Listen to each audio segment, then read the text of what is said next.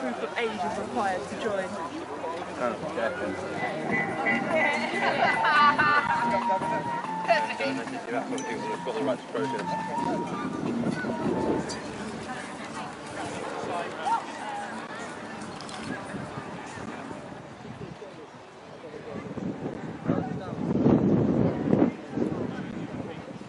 So, I have been living in Colorado for the past 2 years during this grand experiment, and not just the half measures of Amsterdam or the sort of weird quarter measures in some other parts. We've been doing full-on legalization for 2 years. We've raised a boatload of money. Our unemployment rate is now one of the lowest in the country. Our homicides went down 10% in 1 year. Everything's been great. And the other thing too is quality control has gone better. The safety of the product has gotten pretty much infallible. And it's gotten a lot cheaper too. I can't help but say I like that. And the fact you can order it off Craigslist is also quite nice. Talked about quality control and how in Colorado, due to that, product safety has gone so much through the roof that there hasn't really been any accidents except with some of the edible goods. What sort of accidents have we had? The edible goods? It's sort of things being mislabeled and people taking too high of a dose than they're comfortable with. Nothing ever lethal, but just people end up... So no one's actually suffered any medical harm? It's just a couple of people got a little bit freaked out? Yeah, a couple of people got to be. A couple of people were potentially idiots, but may have been helped by faulty labeling. Yeah. Okay. And that's the worst. That's the worst negative outcomes that you've really noticed in Colorado, or has there been others? Nothing else has really gone wrong. All the negative predictions that the naysayers said would happen, all their sky would fall. This will be the end of West. All the teenagers start smoking loads of weed and not doing their exams. Have you had that scenario? Not at all. No. It's like occasionally there will be an isolated incident in some rural town, but besides that, nothing really systemic. Which there always was, really. You know, I mean, But it's not too terribly different. The sky hasn't fallen. I mean, do you know much about the medical use of marijuana? Yeah, I've been a cannabis patient for arthritis. I used to live in California, and I got my authorization when I was 16 with special permission in order to treat it. Do you know many other people who use it medically? You have a med card, dude? But yeah, in California, about 300,000 people use medicinal cannabis. Right, yeah. And what sort of things do they use it for? Everything from clinical depression to ADHD to cancer to a bunch of things. Some things more justified in science than not, but some of them actually help. I mean, my father used it for the last year of his life. He had pancreatic cancer, died horribly, but he was able to keep eating and keep relatively healthy, and cannabis probably bought him an extra 4 months. Right. With pancreatic cancer. And we're hearing a lot of stories about that, like at the moment, the oil, you know, to take it in small doses. Yeah, since I knew a lot about cannabis anyway, I ended up pretty much more or less unofficially guiding my dad's, medical cannabis side of my dad's cancer treatment. Sort of making sure he had what would help him eat the best, what would help him sleep the best, what would help distract him from pain the best. Excellent. Yeah. So you're right behind it all the way. You've seen a lot of benefits for it. Yeah. Not many negative issues, and you've seen where it's been done in Colorado already. Yeah. You can't see any issues.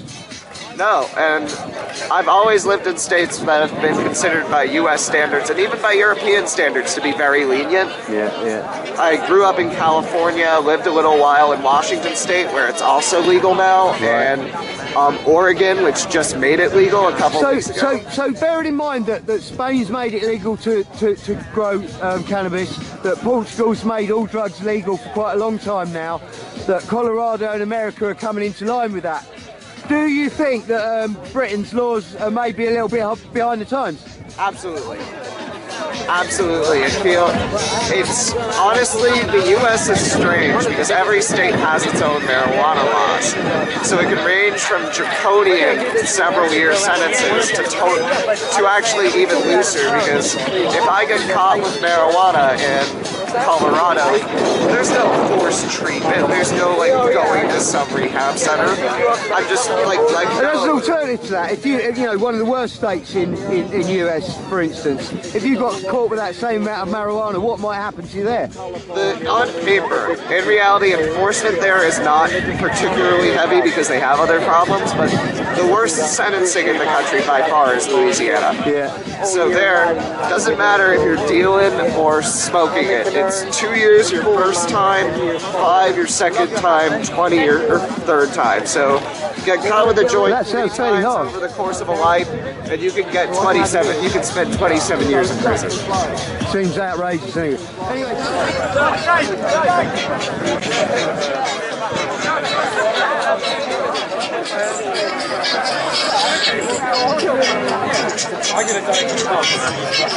is Clark, and I am a medical cannabis patient. You're a medical cannabis patient? Yeah. And you live here in the UK? Yeah, I live in Brighton. And so you've obviously feel strongly about this. I mean, obviously, as all these other people do.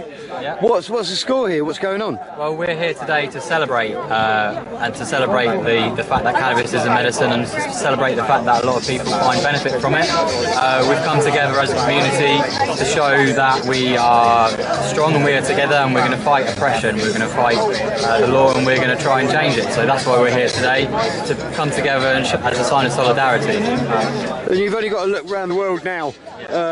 You know, Portugal's legalised drugs, Spain's decriminalised growing weed, and a lot of states of America have also decriminalised and legalised, in fact, the sale of cannabis, and actually they've gone leaps and bounds into the medical cannabis situation as well. I remember seeing one video of a little girl who was fitting maybe 20 or 30 times a day, and she was helped by medical cannabis. So obviously kids are suffering through the lack of proper legislation, and especially here in England it even seems a bit draconian compared to the rest of the world. What would you say about that, Clark? It is completely draconian. We are drastically falling behind the rest of the world when it comes to medical cannabis and when it comes to evidence-based drug policy at large. Generally, a lot of places in America, I think there's 24 US states that have medical now, 4 fully legal. Canada has medical cannabis, Israel has medical cannabis. Most of the EU has medical cannabis through the Dutch Bedrocan system. We are falling behind, and so we really need to catch up. We really need to get out there, be active, and be talking about this issue to make sure that we do the right thing, because at the end of the day, you're right, people are suffering needlessly because of this law. People are dying because of this law. We need to change it for the good of everyone in this country. Cannabis can have some harmful effects, that is true. We're not saying that it's perfect for everyone, but what we are saying is that criminalising people doesn't work. Criminalising sick people is wrong, and that needs to change, and that's what we're here to do today, to spread the message, to take that to the streets, and to be who we are, to be proud of who we are. This is Green Pride. I am a medical cannabis patient. I have MS, so I was diagnosed 5 years ago. It really messed up my life. I was on loads of different pharmaceutical drugs, and now I've replaced them all with cannabis, and I save the NHS £30,000 every single year by consuming cannabis instead of the other drugs that we'll be on. So for me, it's life-changing. So I'm here today to talk about that, to spread that message with the United Patients Alliance, and we need our medicine, we want our medicine, and we demand our medicine, so we're not going away until we get it. So here we are. Yeah. And funny enough, actually, you are supported by MPs in our Parliament at the moment. For instance, as an example, Caroline Lucas has been especially talking about evidence-based drugs policies. We run the United Patients Alliance. That's what we're here today to do, to kind of spread the message about what we do. Caroline Lucas actually launched the United Patients Alliance with us in Brighton nearly a year ago today, so she's heavily involved with our campaign. She supports us, she's one of our biggest supporters, and it's great to have someone in Parliament standing up for us as well. But not only that, we've got other MPs that have spoken for us as well. We've had events where we've had Norman Baker, the former drugs minister. We've had loads of different MPs come and talk at our events for us in favour of evidence-based policy. So we really are making a difference. We really are seeing things change. Politicians are slowly becoming ready to talk about this more, and we just need to keep the pressure up, and we will see it change. It's a matter of when, not if. There's a saying that I really like, it's a rising tide lifts all ships, and cannabis legalisation is a rising tide across the world, and whether the UK government likes it or not, our ship is going to get lifted. So the question is when are we going to do it? When are we going to actually see sense? And how stupid are we going to look for waiting too long? Do we want to ride that wave and be there at the forefront of this industry, or do we want to fall right behind and let everyone else take it over and not then have our place in the world? I don't know. And all sorts of other reasons as well. Okay, thanks, Clark. That's brilliant, mate. That's excellent. Thanks very much. Oh, hello. So, it's a nice gathering today. It's a beautiful day. A lot of positive people here today I've already met. And yourselves, what are you doing here today? What's it all about? I'm part of the United Patients Alliance. Excellent, excellent. We were just speaking to those people a moment ago. We were speaking to Clark in the tent there. Yeah. Clark's a friend of mine. Yeah. So we've come along just to support the day. And meet some nice people. And you're a couple, are you? You're just friends, yeah? Friends, yeah. June lives in Kent, I live in Worthing. Right. So I come down when something like this goes on. And what do you think the issues are? Why do you come down? What do you think the issues are here? The legalisation of cannabis. Right.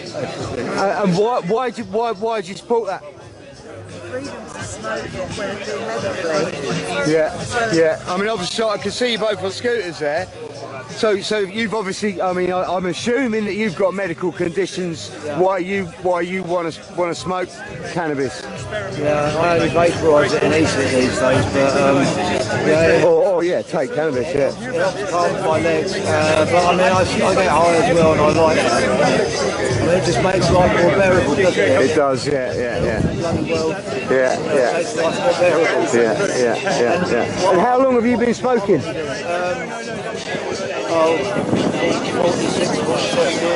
47 years. And did you start as a pain relief, or did you start as a recreational? Recreational thing, I just found out that it's been alcohol for years. Yeah. Doesn't sit right with everyone, does it? It's a bit, you know. It's like the cannabis. Yeah. And so what are your medical conditions, if you don't mind me asking? Mine's a back injury. A back injury? I don't know how it happened. I've been disabled since I was 7. And I'm Really? 65 now. June here had a bad car crash in 1994. Got smashed up rather badly.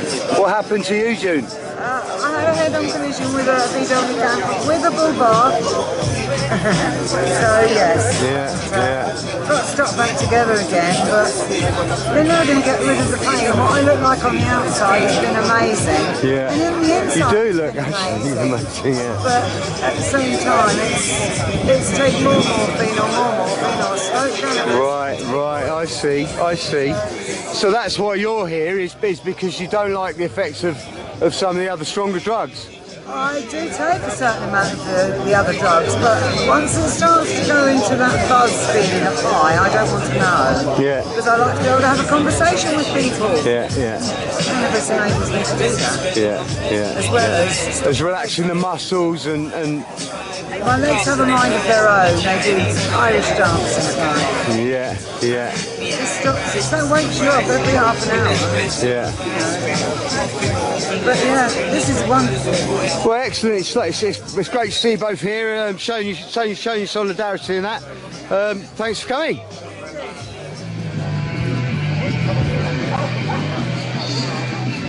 So.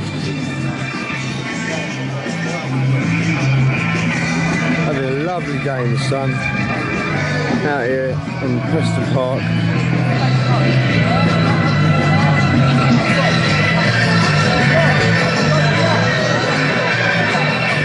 Yeah, there's a good turnout here. It's a beautiful day. I've heard a lot of opinions about why people are here and why they're not. Why are you here? What's going on? I'm here because I want to be celebrating cannabis independence. We're just laying the foundations down, really, at the moment, I think. Everyone is here for their own specific reason, whether it's just to have fun, feel a little bit closer to their fellow man, or whether it's here to protest against unjust cannabis laws. But personally, I'm here to make sure that cannabis is not kept in the shadows and that we have this debate and this conversation freely. Well, most of the people that I've talked to today have got fairly staunch reasons for being here. They're not just here really for the fun of it. I've spoken to some people that are patients. We've spoken about some other people that have been, you know, like I saw this one YouTube video where a little girl was having fits on several times a day. And you know, some of the policies are to withhold that from kids who really need it and stuff like that. Other people who are suffering. That's what I've seen today from most of the people I've spoken to. Yeah, there's recreational users here, but even the recreational users border on medicinal use. Do you know what I mean? The beneficial Yeah, sides of yeah. it's, you know, finding out the information that changes their perspective of their life, and they're like, hang on a minute, I can live my life in a more healthy, conscious way, and you know, it's great that they're learning that through, you know, interacting with cannabis. You know, I think that's, I mean, you're obviously British. I am. And you can see the way that the law's going all over the country. I mean, all over the world, sorry. Internationally, people are decriminalising cannabis. You had Spain the other day. All sorts of the American states are going almost daily to decriminalise and to condone medical use, at least, or if not, recreational use of cannabis. And it makes us look almost draconian, doesn't it, in Britain here? Do you feel a little bit left behind? I think it's very silly listening to the government talk about cannabis and drug policy the way they do. Even Portugal in Europe, do you know what I mean? They've had amazing results of cutting down drug dependency by legalising drugs. I mean, the war on drugs doesn't work, does it? It hasn't been working for a very long time. We can cut crime, we can cut homicide, we can cut suicide, we can cut other drug-related crime. We can stop people from moving from cannabis onto other drugs by separating cannabis from the rest of the drug market. We're taking millions and millions of pounds, £1.25 million in the first year if we regulate cannabis and tax it, away from organised crime and actually into the system and make it a much better place to live in. We need to sort out the NHS. We need to back that up with some money. We need that revenue. We do need to put money into education and schools. We do need to put money into drug treatment programs. No one's saying we don't need to do those things. Cannabis is actually a way to. Okay, excellent. Thanks ever so much, Greg, and you've been very helpful. No worries. And I hope you have a lovely day here in the sun. It's beautiful weather. A lot of people seem to be enjoying themselves, and right up for the cause, mate. Thanks very much. Cheers.